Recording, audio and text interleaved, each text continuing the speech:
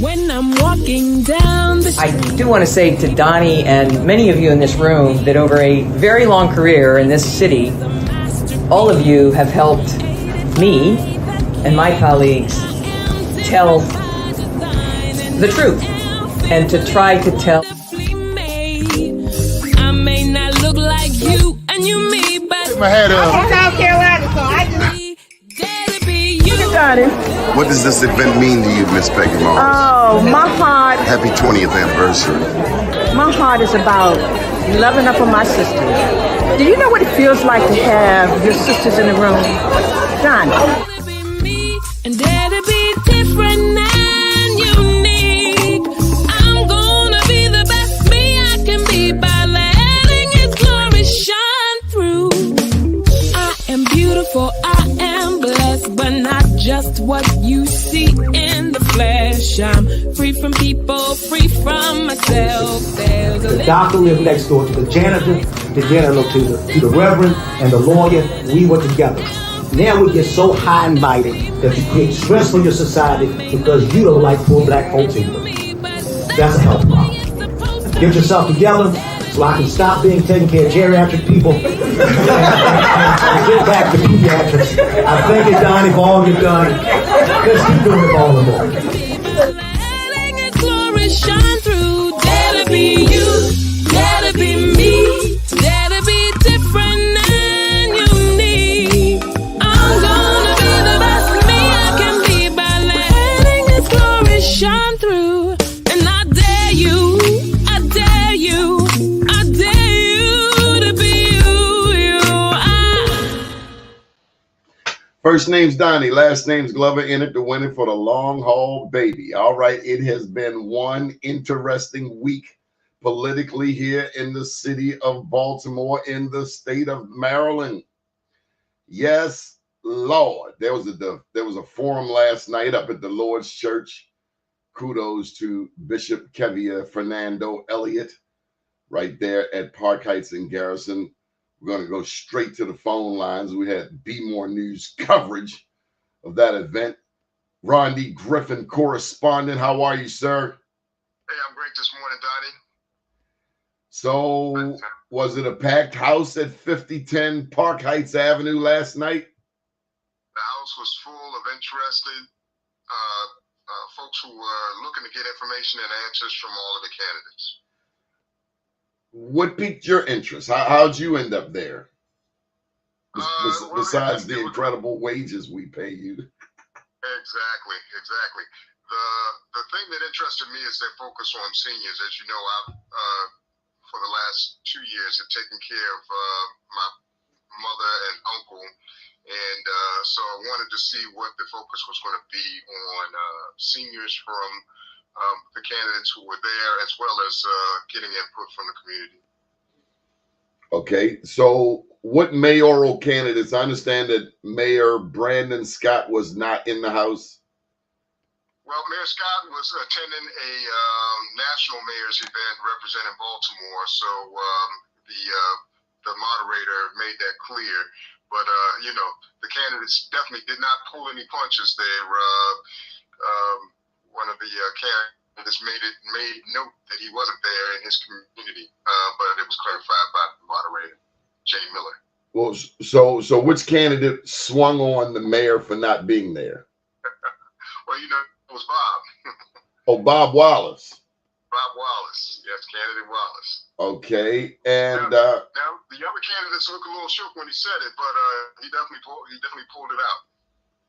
well, according to the last poll I saw, I think it was roughly Brandon had 35, Sheila had about 33, Vignaraja had about 10, and then Bob Wallace had about 3% of the vote. Now, strangely, I saw a lot of his paraphernalia there, but I did not see Theroux. Oh, Theroux Vignaraja was a no-show. I did not see him. I saw a lot of his followers there, but I didn't see him there. Okay. So, any other developments? Any things stand out in your mind? Well, like I said, they definitely did not pull any punches. I saw, obviously, the president of the city council was there and represented with, I think, Sharon Sneed and Cohen. So his focus really had been on, I guess the focus had been on their records.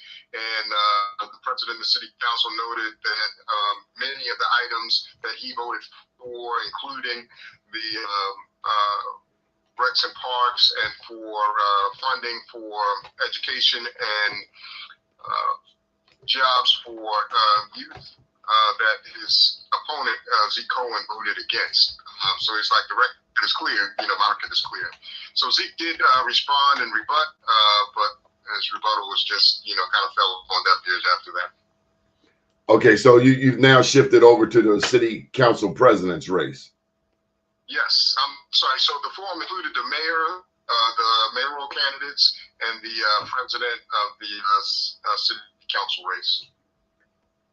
Okay, so let me just ask you, of the mayoral candidates, who appealed to you most? Who did you connect with most? Well, as a forum, I think the folks who were focused on education, Sheila was there. She obviously is a strong candidate, and she had a good platform of things that she would like to finish. Brandon, though he wasn't there, his results kind of stood there, as well as what he's been doing in the city, and many of his followers were there as well. So who stands out to me, obviously, is Brandon Scott. Okay, so if there was a winner last night, Brandon Scott was the winner, even though he wasn't physically there. Even as a no-show, that's correct. Wow. Now, of the city council president, was Sharon Sneed there? Shannon Sneed was there. She noted that she had to leave early. Shannon Sneed had to leave early. She had to leave early, but she did stay, as there was only 1 or 2, I guess maybe 2 minutes into her, into the rest of the forum, and so she did stay. But she did note that she was about to leave. I think the moderator convinced her to stay. How could she be ready to leave? Do you get that? I did not get it at all. I was like, of all the places to be, all the candidates in the house and a room full of people with cameras, I definitely would not have said that. I can see the incumbent not showing. The incumbent mayor, that is. I can see the incumbent mayor not showing for a few reasons. But a candidate for city council president saying that they have to leave, it takes me straight back to when Peter Franchot was announcing his Black Business Initiative in the gubernatorial election. And he said he left early. They let him present first. He told the Black people in the audience, go to my website. And then he got up and took his comptroller's self with his gold coin straight on out the door.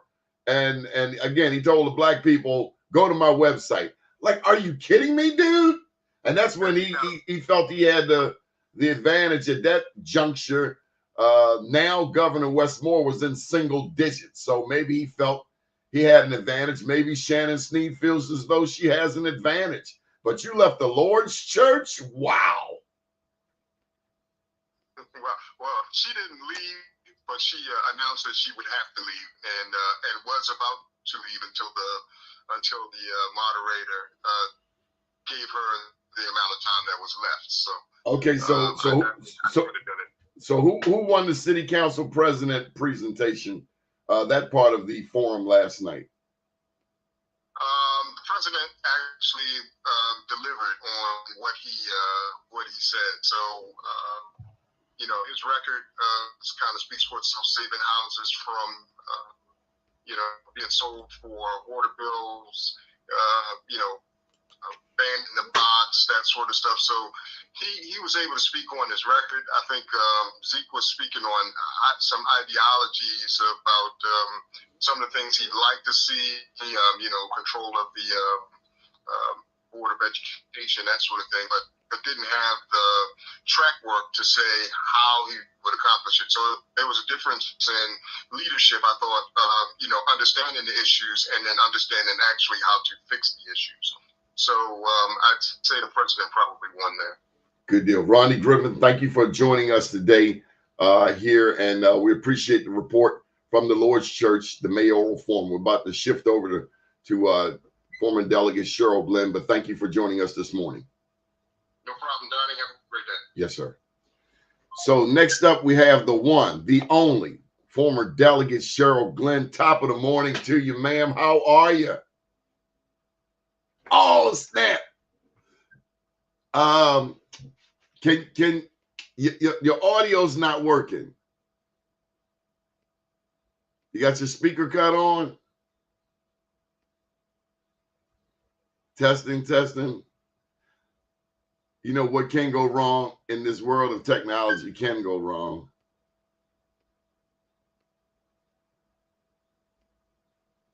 Testing. No. Okay, I'm going to try this. I'm going to try to call you, and we can use the audio from the phone. You just bear tight for a second. We'll see how this works. Hey, where there's a will, there's a way.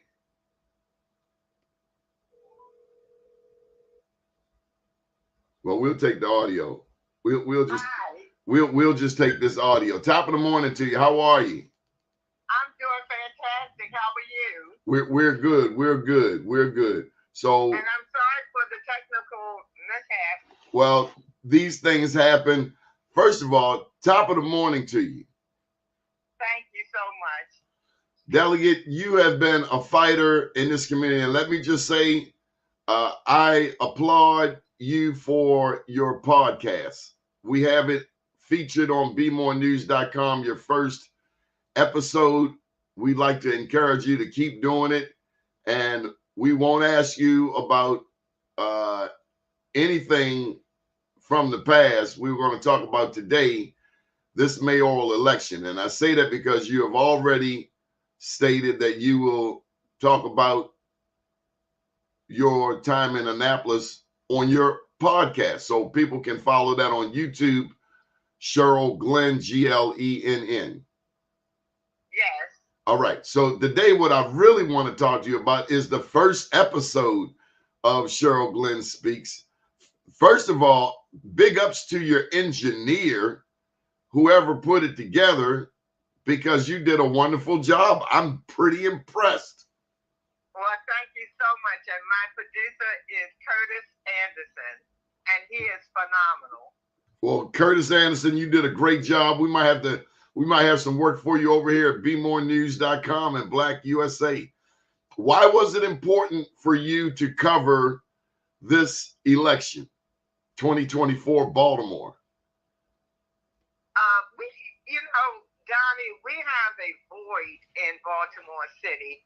We don't have anyone with my background, my experience and knowledge who can bring to the general public the information that is of the utmost importance for people to make good decisions, good sound decisions on who to vote for when you are voting for these candidates. It is critically important.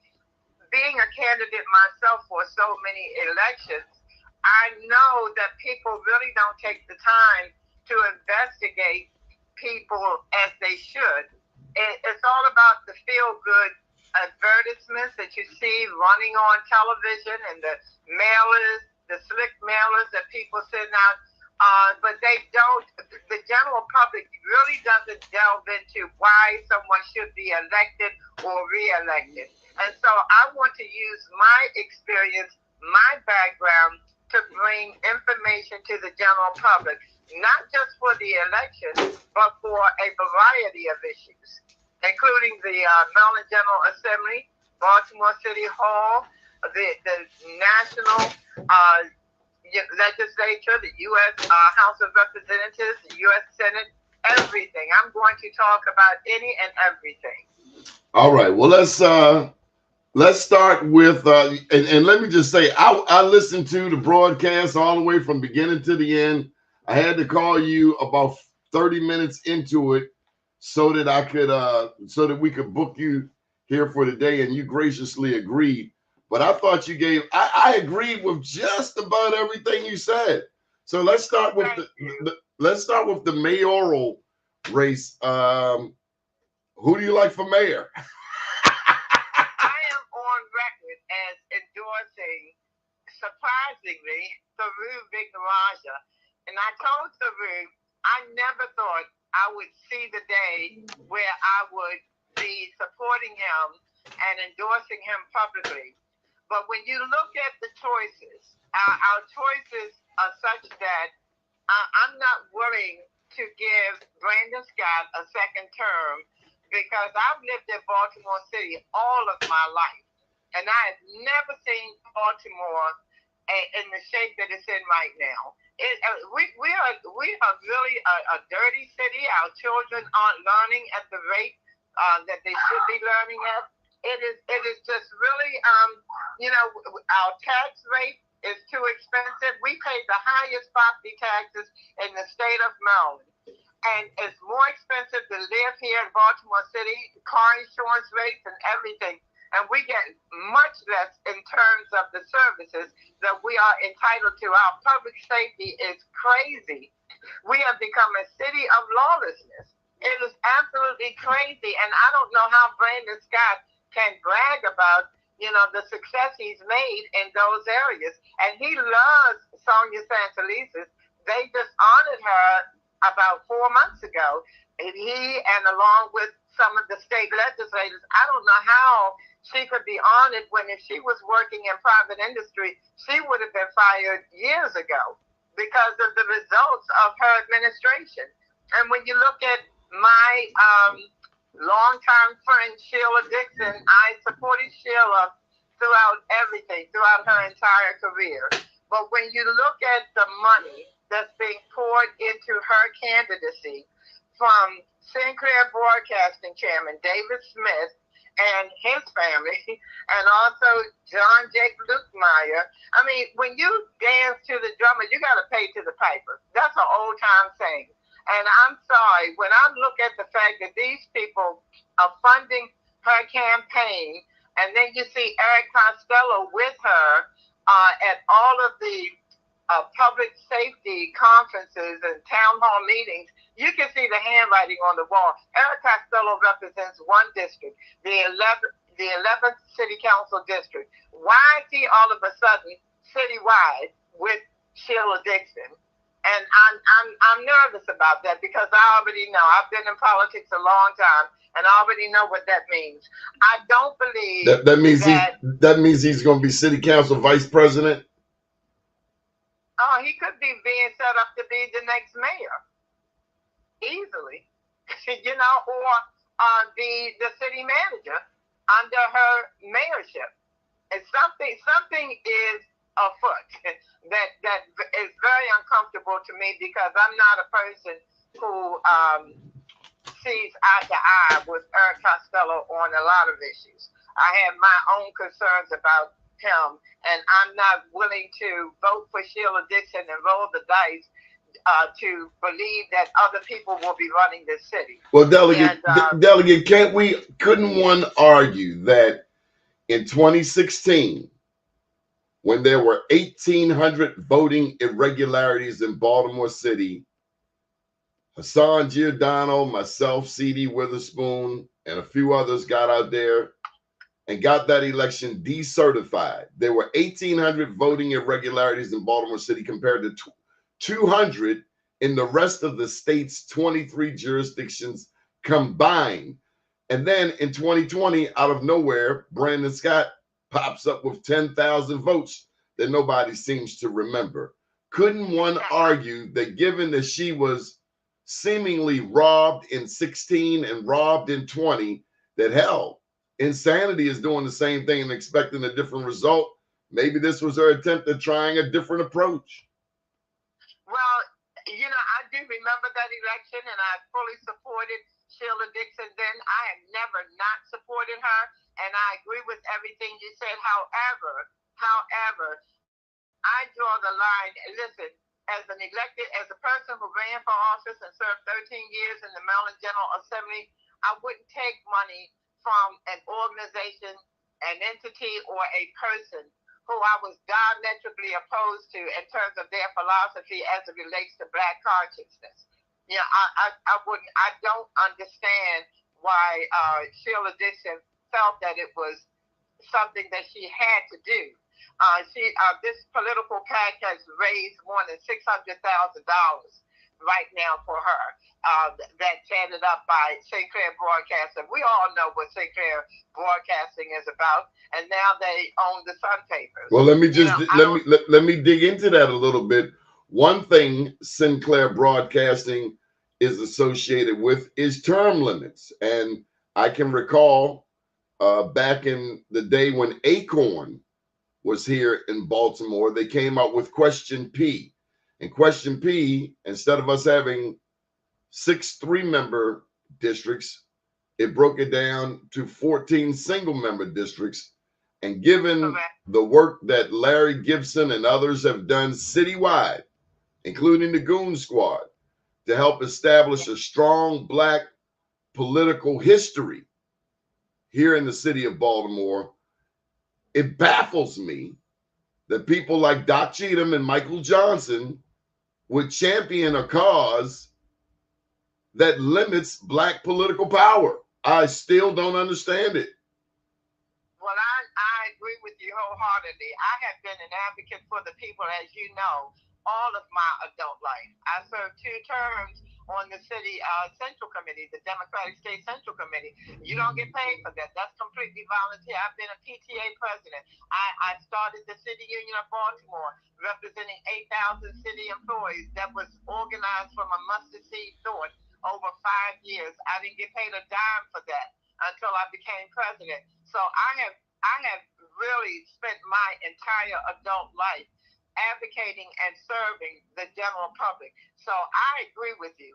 And I don't know why people make the decisions that they do, but I would tell you, I don't have to go along with all of the decisions when I disagree with them and their philosophy, you know, and who they align themselves with. I really, and in terms of term limits, I believe the term limits are handled by the ballot box. You know, we ought to do what DC does. If they don't like your leadership role, whether it's mayor or the council or what have you, in DC, they get rid of you. But in Baltimore, we seem to just get locked into certain people and are afraid to, you know, unelect them.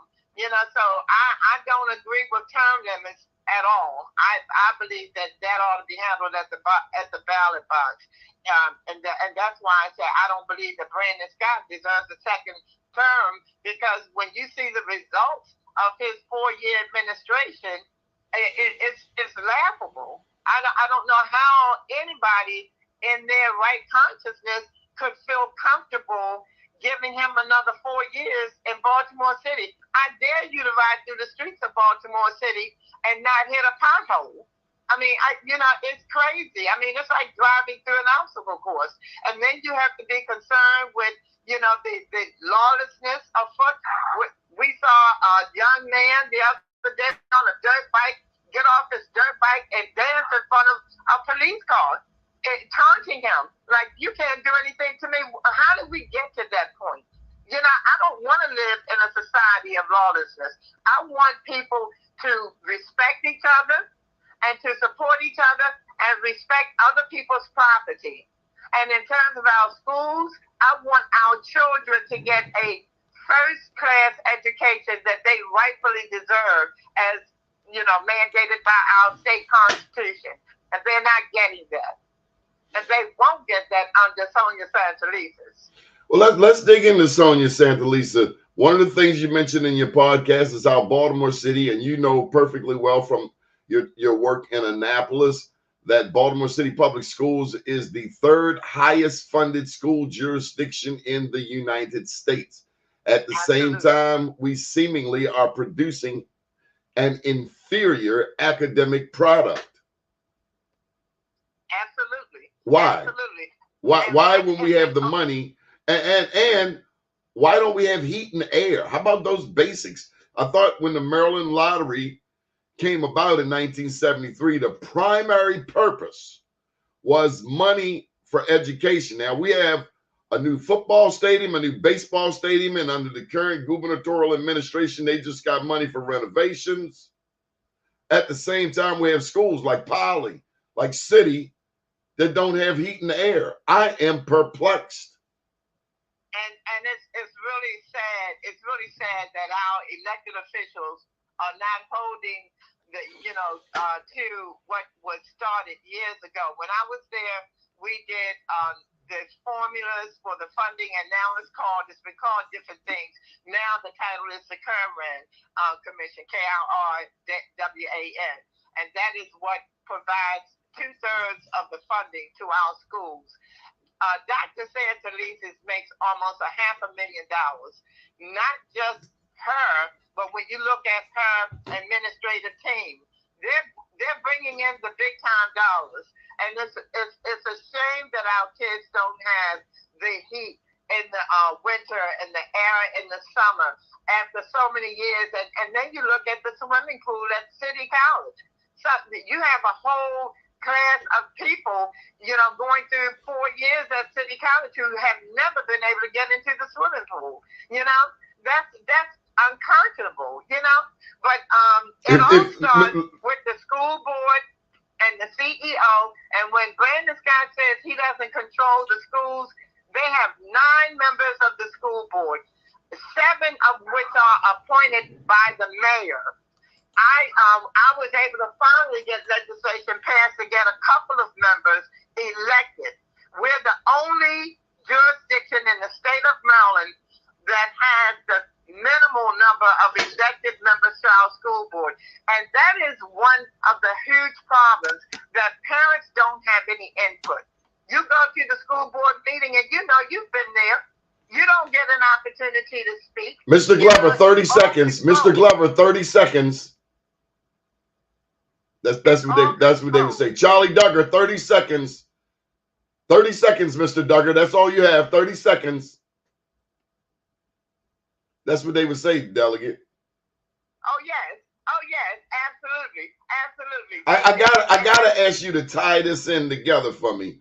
Before Sonia Santelises, her mentor was Andres Alonzo. He got rid of 75% of the principals in Baltimore City public schools, many of whom were Black women, and they were replaced by Teach for America educators. Is that correct? Yes, and including the current president of the Senate, Bill Ferguson.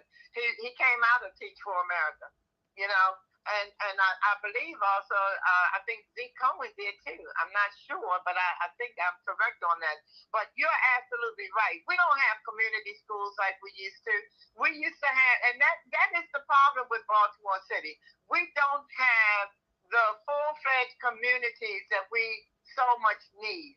Our children are growing up in communities, and God knows where they're going to go to school. Every time you turn around, they're closing another school, and they got rid of all of the schools just about that had the names of our Black historical figures. You're right.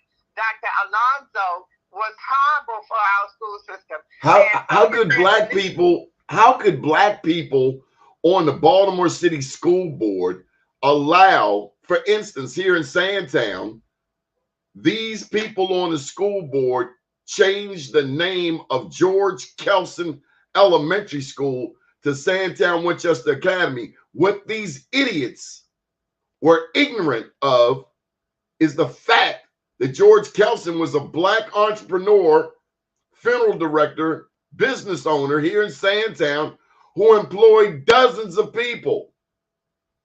You're absolutely right. Yeah, I went to former Senator Nathaniel McCadden when all of that was happening.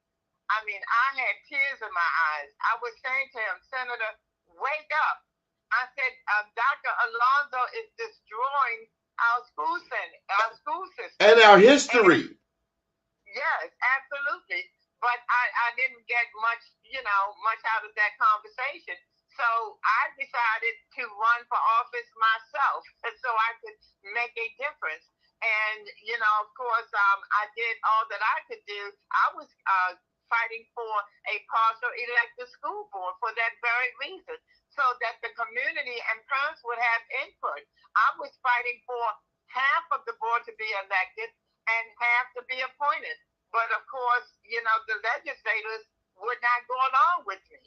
They are controlled by the people who give them the money. That's why I love David Trone, because he's not controlled by anybody other than himself. Okay, we're going to get to that U.S. Senate race, but as it relates to the mayor's race, I have to ask you, is Martin O'Malley's fingerprints on any of this city election?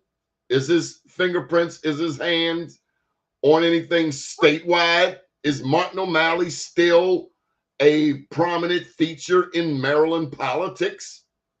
It reminds me of the mafia, where it's hard to get to the Godfather because he has all of his henchmen, But I have heard that, and I do believe that, because as I said, I have a lot of experience in Baltimore City politics, and I do believe wholeheartedly that Martin O'Malley is still in control. But of course, it's hard to prove because the people that he's controlling would never admit that.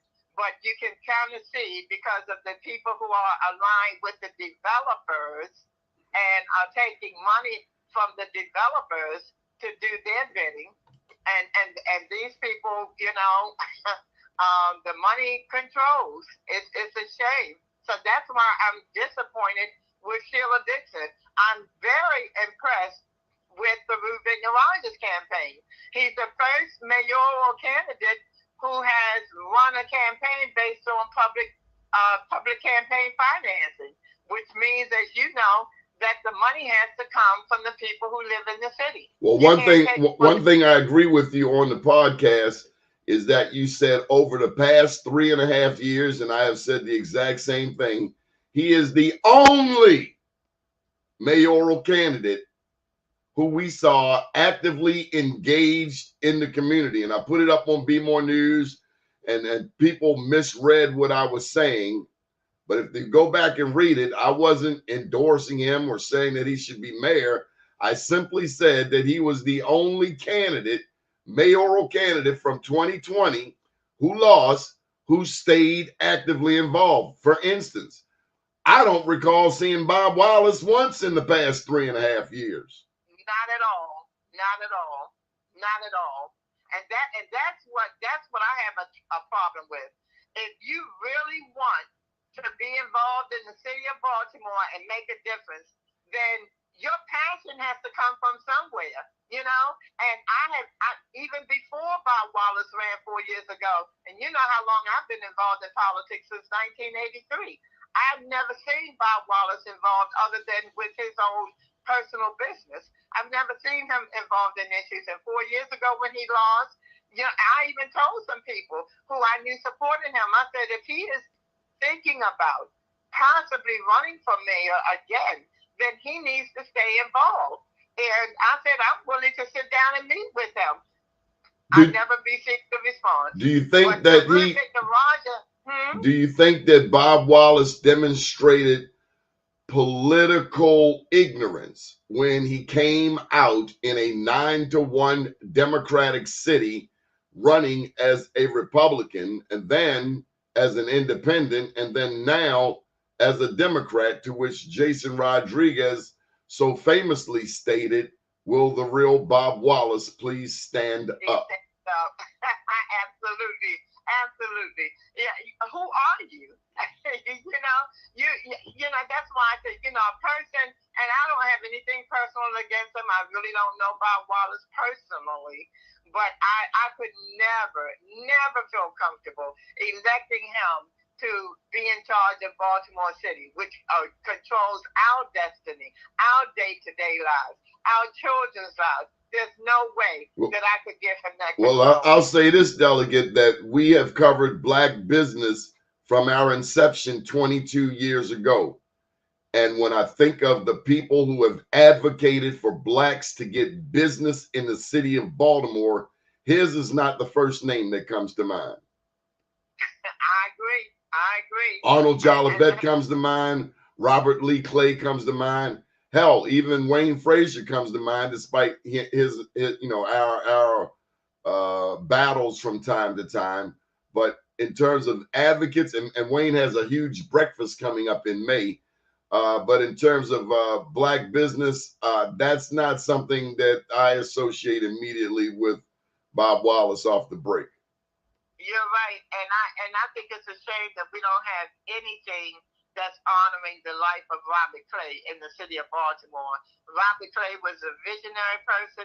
He gave his life, literally. He gave his life to, you know, advocating for blacks to be more involved and get more contracts in the construction industry and businesses and so forth. And it's a shame. I admired Robert Clay. I really did. So I got to ask you this question. Baltimore Gas and Electric, when Mayor Scott ran for lieutenant governor, he ran with Jim Shea. Nobody had even heard of Jim Shea on the political front as a candidate. We later saw that when Brandon Scott won the mayorship in 2020, Jim Shea became his solicitor, one of the first contracts signed, and BMoreNews.com seems to be the only news outlet that seemingly remembers what happened. The first contract, huge contract, that the mayor signed was a $42 or $43 million contract with Jim Shea's law firm, Venable. Venable, unknown to many, is responsible for negotiating the Baltimore Gas and Electric Conduit System takeover, where BG&E then is in charge of the underground utilities for the city of Baltimore. No one has said a word. No one has said a word about it except the three white women down in Federal Hill who were locked up, arrested, manhandled, and I just knew white people would be coming out against Brandon Scott in this election, but I'm not sure that's the case. I don't think it's the case either, but some some remember and talk about it. In fact, I admired Farouk for putting it in one of his ads. I mean, when these ladies had their little peaceful rally where they were saying, no, you're not going to come in our community and put up those ugly regulators, which I have one outside in my front yard. And I told Farouk I was so happy to see him take on that issue because I dealt with BG&E personally. It was a horrible, horrible situation. They never restored my front to where it was before they came in and dug up my grass. But I was happy to see the ladies stand up and take public action against this big entity, BG&E. And what did Brandon Scott do when they called? He sent in a battery of police, leadership and officers, you know, to deal with these three ladies. On the flip side, when we had the massacre in Brooklyn homes where two people were killed and 30 people were shot, you couldn't get police to go there in time to be in control of that situation. And you see that the mother of the young lady who was murdered, she is in one of Farouk's ads. She is supporting Farouk Vignerange, you know, because she felt the loss of her daughter because of politics. It's sad. It's really sad. You could send all the police to Federal Hill to deal with three white women who were opposing what BG&E was doing, but after call, 911, and Safe Streets was there. I wanted to ask you about that. Has Mayor Scott put too much money into Safe Streets? I'm understanding that money could be going somewhere else besides to where we are told it's being sent. You know what? You got to be Ray Charles not to see that there's something wrong. Like they used to say that there's a fly in the ointment somewhere. There's no rhyme or reason why the mayor should support and endorse Safe Streets like he does. I haven't seen any difference. I live 5 minutes away from the site that was closed down in Bel Air, Edison.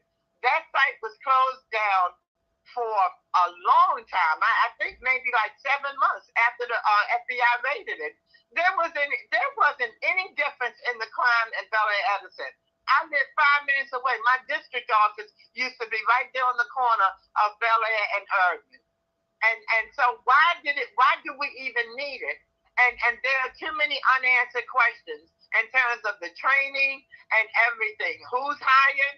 Why they're hired? And remember, you had that father on the news saying over and over again that Safe Streets is not what it's cracked up to be. His son was killed, and the person who was working for Safe Streets, he was saying, had something to do with it. You know, it's a shame, but why do we need Safe Streets? I've been in the city all the time. Why do we need a city manager? Brandon Scott is the only mayor that we've ever had to have a six-figure city manager. If you need to hire somebody to run the city, then why are you running for mayor? Sheila Dixon never had a city manager. You know, so I don't understand that. But we go along, and then let's talk about redistricting. Oh my God, redistricting was horrible. When you know, did you realize that the Jewish community has one city council district and they have one representative? That's Jitsi Schreiber. They redistricted the community up there at Howard Park. Now has 3 city council representatives. They cut off the line right at the street where Chris Urban is. Why? They took Chris Urban out of that district where Jitsi Schreiber was. So what does that mean? So Chris can never challenge Jitsi Schreiber ever again? It's brazen. The things, and then the black representatives on the city council didn't raise any objection to it. Not one objection. The black community has 3 representatives. The Jewish community has 1. And also, the Jewish community doesn't have any speed cameras. I don't hear anybody talk about that. If you turn right onto Northern Parkway from Park Heights Avenue and go all the way up to Hooks Lane, and I keep my GPS on because I had too many speed camera tickets at one time a couple years ago. There's not one speed camera.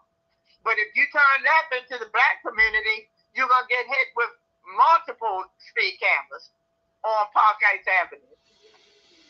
Oh boy, the city of Baltimore. So we have a black governor, we have a black attorney general, we have a black treasurer, we have a black Baltimore mayor, a black Baltimore city council president, a black Baltimore city comptroller, we have a black speaker of the house. We have blacks in political positions like never before. Are you telling me we are more sterile politically than ever before also? Well, I believe what Martin Luther King used to say. It's the content of your character that matters to me as opposed to your skin color. You know, old folks used to say skin folk ain't always kinfolk. But my daddy said white people vote white given a choice. Oh yeah, absolutely. Blacks are the only race where we constantly, tear each other down.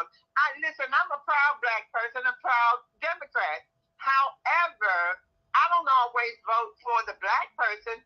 I can tell you years ago, I supported Mary Pat Clark for mayor because I was a strong union leader, and I knew that Mary Pat Clark was more in tune to the needs of working people than Kurt Schmoke was. I took my hits with that, but I could justify any decision that I made because I cared more about the needs and the issues of working men and women. All right, let me get to this city council president's race. We got you for 15 more minutes. Now, this city council president's race, you got Shannon Sneed, who was reported said she wanted to leave last night's forum, but she ended up staying, running for city council president. You have Zeke Cohen, who, if I'm not mistaken, recently got the endorsement of Governor Westmore. And then you have city council president himself, Nick Mosby. Your thoughts? Well, listen, I have watched Zeke Cohen. As I said, I've been engaged on the front lines of politics since 1983. I have not been impressed with Zeke Cohen and his representation of the first district. In fact, there was a lot of rumor that Zeke Cohen was going to have grave difficulty in getting reelected. There were a lot of people in that first district who was very, upset with him in terms of his representation. He wasn't showing up to community meetings. He wasn't being proactive when it came to the, issues that they were having in Fells Point and in Canton and so forth. So I don't see anything that Zeke Cohen did that would make him a good candidate to be second in charge of the city of Baltimore. In addition, I said on my podcast, it makes me nervous when I know that Zeke Cohen is in lockstep with Yitzi Schleifer, who I know doesn't have the interests of Black people at heart. I know that. And then you look at Shannon Sneed.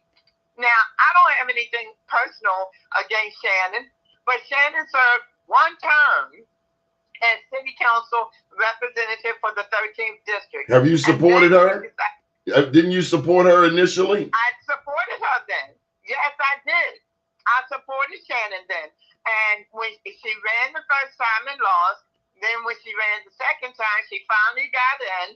And I thought that she was going to, stay there and learn and be actively engaged in city politics for the long haul. But after only 4 years, and really I don't remember anything substantive that Shannon did in those 4 years to qualify her to jump ship and decide to run for president of the city council. So she lost that race, and then she ran for lieutenant governor. I believe experience does matter. I really do. Well, clearly, don't you think she was trying to do what Brandon did, run for this statewide position to get her name out there? Yes, absolutely. Well, I know that Shannon, has been very closely aligned with Brandon Scott and Senator Corey McCray, my senator, and I don't think they told her to get out there and run for lieutenant governor. Well, I can tell you this, that Tom Perez and Senator Corey McCray are very closely aligned, because Tom Perez used to be the Secretary of Labor. I worked with Tom Perez when I was in the General Assembly. We worked on the Workplace Fraud Act together, but I didn't support him when he ran for governor because, again, he had only been elected to one term in Montgomery County to a small local jurisdiction. And so the truth is, we really didn't know what he was made of. Exactly.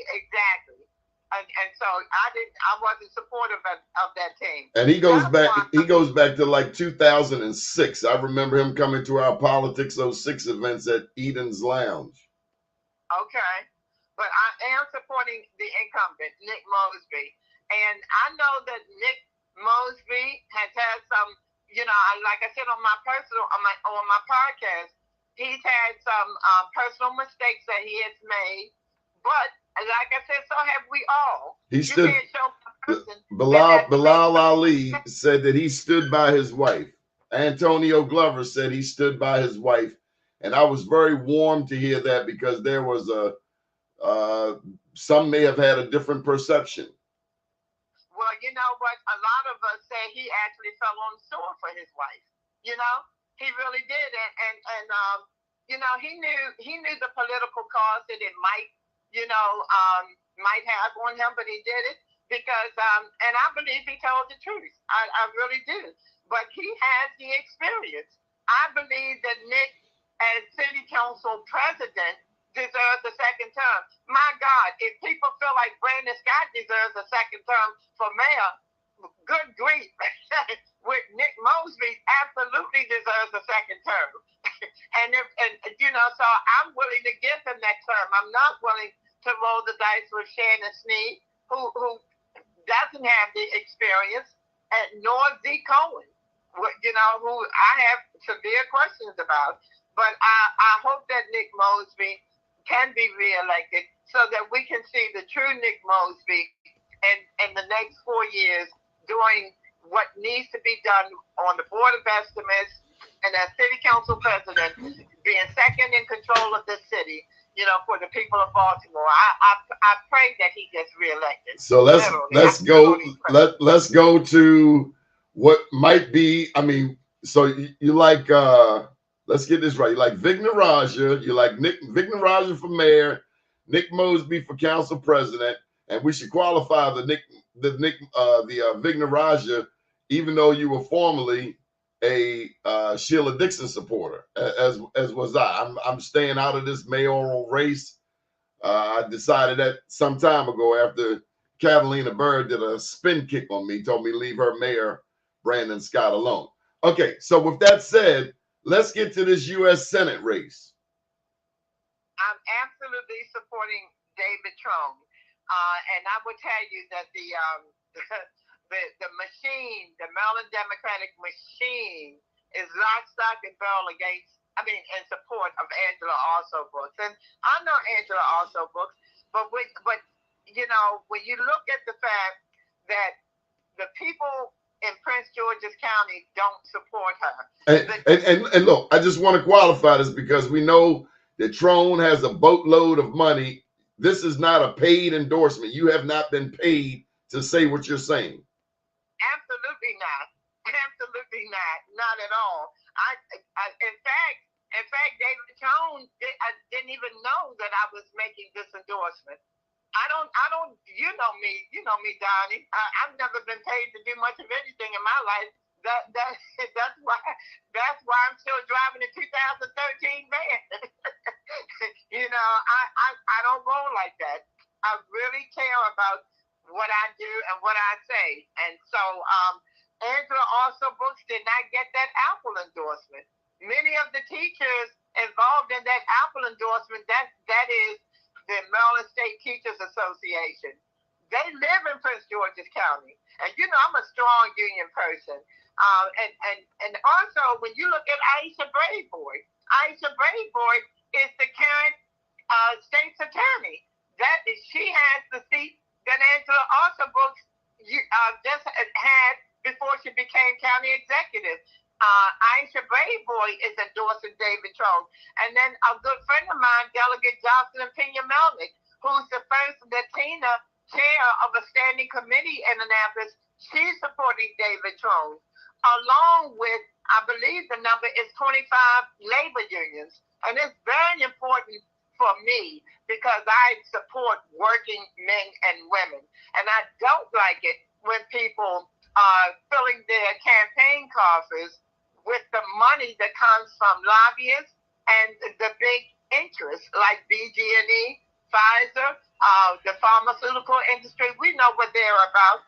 So I really admire the fact that David Trone is using his own money. I don't know why anybody would have a problem with that. That man built that business, Total Wine and More, from the ground up. Now he did say the word jigaboo. Well, you know what? And yes, he did. Yes, he did. The thing I admire about him, that wasn't something that felt good. Of course not. But he owned it right away. He owned it. And he apologized. He didn't say, no, y'all misread me and misquoted me. He admitted to it, and he apologized for it. But here's the big issue, Doni. We have to look at the general election. I was going to get to that. You don't like Larry Hogan. It's not that I don't like Larry Hogan. You don't trust him. You don't trust him to represent a 2-to-1 Democratic state on a national level. Heck no, and here's why. And the national, and people need to understand this. In the National Congress, the Federal Congress, you have two caucuses. You have the Democratic caucus, you have the Republican caucus. He's got a caucus with one or the other. He is not going to caucus with the Democrats. He is not, and he's already been very clear on where he stands with abortion rights. I thought he supported a woman's right to abortion. He's been very flip-flopping on that issue. Now that he's running for Senate, he is saying that he supports a woman's rights to make decisions for her body. He basically tries to stay away from that issue. And that ought to make women uncomfortable. But we cannot afford to turn over the control of the U.S. Senate to the Republicans. And I thought he differentiated himself from a Donald Trump. I thought he even... Yes, he did. Yes, he did. I agree with you. But that's as governor. That's as governor. We're not looking at a gubernatorial race, and people need to get that clear. He wouldn't be just representing, the state of Maryland and stay in the state of Maryland. Remember, he used to say clearly he wasn't interested in going to Congress. He didn't change his mind until Mitch McConnell called him and convinced him to run, and it was brilliant. I mean, that was a brilliant Republican strategy. Well, here's our concern with both also Brooks and with David Trone. They have a lack of support of black media. When you say a lack of support, they don't advertise on black media. Well, I wasn't aware of that. Yeah, let them know. Let them know we've covered every election since 2002. I will certainly contact the Trump campaign because I believe that they should be supporting and spending their money to get advertisements on black media. We talked with David Trone last summer of 2023. And I last spoke with him briefly about 2 weeks ago, and he said, "I'll call you right back." And I said, "I'll be waiting." Okay. Haven't heard from him since. I can understand that being a concern of yours, a major concern of yours, because of your capacity as BeMoreNews.com. Well, not just for Be More News. There's also the Afro. There's WEAA. A lot of times, people want to come into our community and speak to us. They use Fox. They use the mainstream networks, but we cover news that they won't cover. And you're right. You're right. Now with the Afro,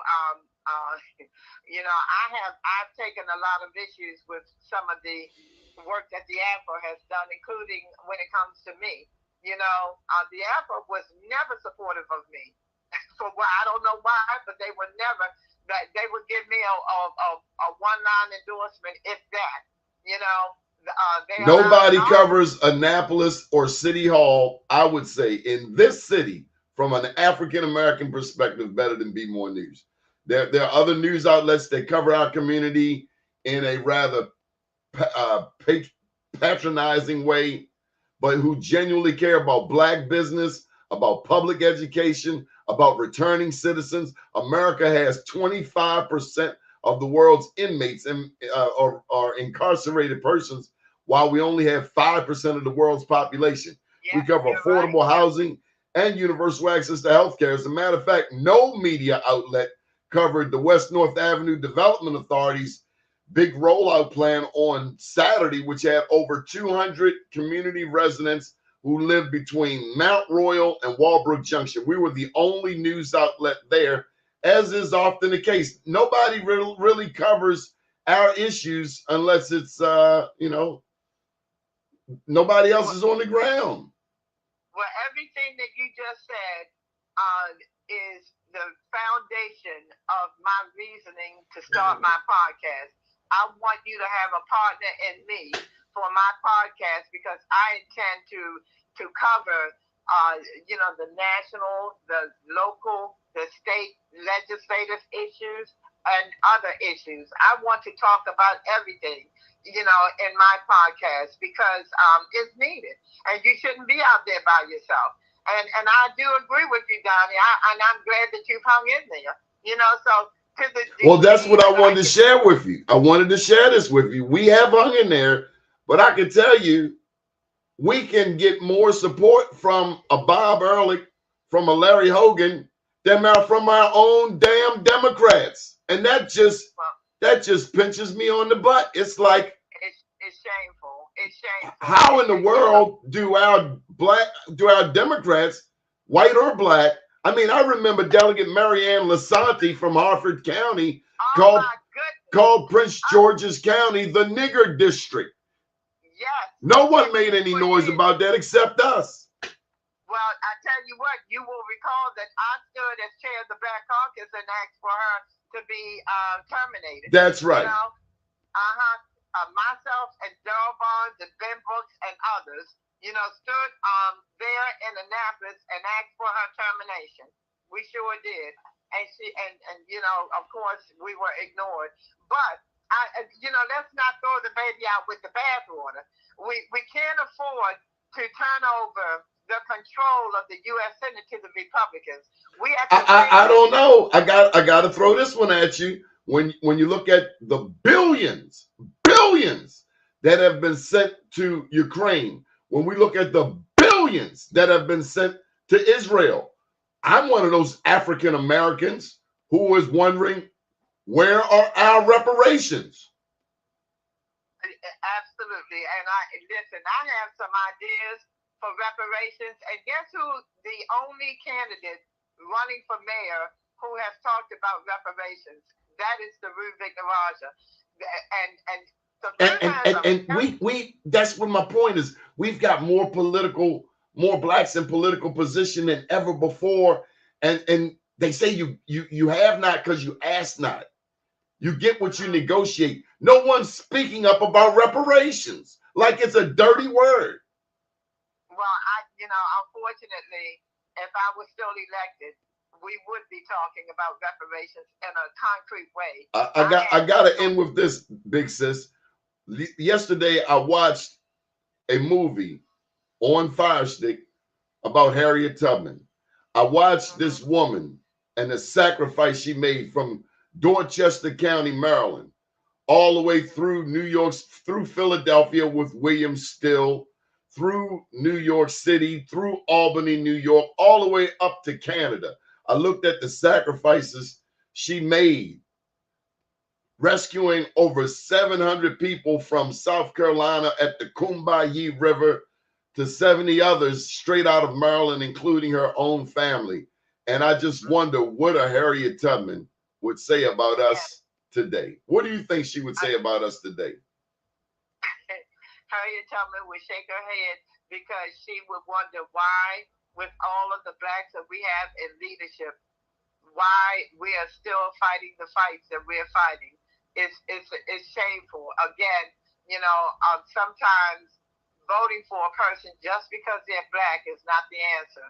I'm a proud black woman, but I don't always support black if that's not the right person to get what I need done at the right time. So you won't see me just blanketly supporting black people. If that was the case, I'd be standing with Bob Wallace or Brandon Scott. I'm not willing to do that. I'm not willing to compromise my integrity for political expediency. Any final thoughts? I just pray that everybody will come out and vote, whether it's early voting from May the 2nd through the 9th or May the 14th. At least exercise your right to vote. And that's next week. Yes. Next Thursday. I will be working the polls every single day. Every single day. And, so I just pray that people will get elected. I pray that our city will turn itself around with the right leadership, from the mayor to the president of the city council to the city council representatives. And then 2 years from now with our senators and delegates. And who knows? I might just throw my head back in. Who knows? I right now, I'm not at that point, and my daughter tells me that you bet not ever run again because people didn't appreciate all the work that I put in. But sometimes it's hard to sit back. But I appreciate you, Doni, and I thank you for inviting me to come on, and I'll be happy to accept your invitation anytime you want me to come on and talk about any issue. Well, we support your podcast. You just send us the next one. We'll get it up. And for the record, Cheryl Glenn likes Vic Naraja for mayor, Nick Mosby for city council president, and David Trone for U.S. Senate. Yes, absolutely.